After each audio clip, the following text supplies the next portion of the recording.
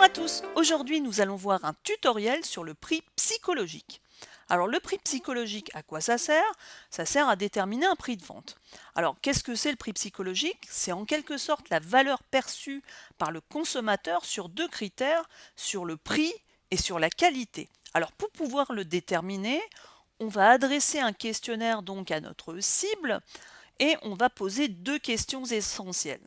La première, au-dessus de quel prix trouvez-vous ce produit trop cher? Donc, en gros, un prix excessif. Deuxième question, en dessous de quelle qualité jugez-vous ce produit de mauvaise qualité, donc moindre qualité? Donc, pour que cette étude soit réussie, attention, vous devez aussi avoir un groupe représentatif. Évidemment, interroger votre cible et avoir une taille d'échantillon suffisamment importante pour que ça fonctionne. Alors, on va voir un petit exemple pour que ce soit plus simple. Donc, on a des données, là ici, on a fait notre enquête. Donc, comme vous pouvez le voir, on va avoir le nombre de réponses prix excessif, le nombre de réponses qualité moindre, et à côté, on a les prix pour chaque réponse qui ont été réalisées. Et comme vous pouvez le voir, on a un échantillon de 1000 personnes. Donc, ça, c'est notre tableau, on a tous nos éléments. Maintenant, on va commencer par faire les petits calculs.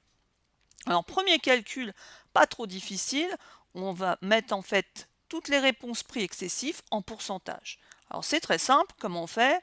Là, ici, j'ai 0 parmi 1000 et je multiplie par 100. Si je dois faire le deuxième, j'ai 20 parmi 1000 et je multiplie par 100 et ça fait bien 2%, etc., etc., pour arriver jusqu'à 100%. Étape suivante, nous allons calculer le pourcentage cumulé croissant des prix excessifs. Alors pour bien vous rappeler, on fait un pourcentage croissant pour tout ce qui est excessif, c'est-à-dire croissant, ça augmente, et le prix excessif, ça augmente aussi, on va vers le haut. Donc au niveau de ce calcul, rien de compliqué. Donc le premier, on a évidemment 0%, 0% plus rien, ça fait 0%. Le deuxième, on va avoir notre 0% plus 2%, donc on obtient 2%. Si je devais faire celui d'après, j'aurais donc mes 2% plus ces 2% là, et j'obtiens 4%, etc., etc. C'est un cumul, c'est relativement simple, et à la fin, on doit bien obtenir 100%. Donc maintenant, on va s'occuper du nombre de réponses de qualité moindre. Donc là, c'est ce qu'on avait. On va faire pareil, on va les transférer en pourcentage. Donc c'est la même démarche. Là, ici, on a 80 réponses parmi 1000, multiplié par 100, on a bien 8%. Celui du dessous, c'est la même chose. Si je devais faire celui-ci, j'ai 120 divisé par 1000, le tout multiplié par 100, et j'obtiendrai 12%. Rien de compliqué jusqu'alors.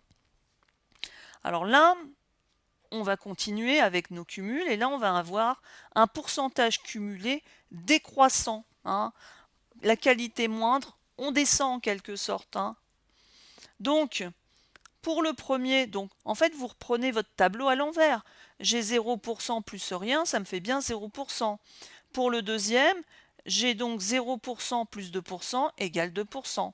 Pour le troisième, j'aurai 2% plus 4% égale 6%, etc., etc. Et celui-ci, le premier, doit arriver à 100%. Enfin, dernière étape, pour obtenir donc notre prix psychologique, ce qu'on va faire, on va donc prendre 100% moins les prix excessifs, donc en pourcentage, moins les prix de moindre qualité. Donc, petit calcul, donc ici j'ai donc mes 100% moins les 0%, moins les 100% égale 0. Si je devais faire la ligne du dessous, j'aurais donc 100% moins 2% moins 92% et j'obtiens bien 6%, etc., etc.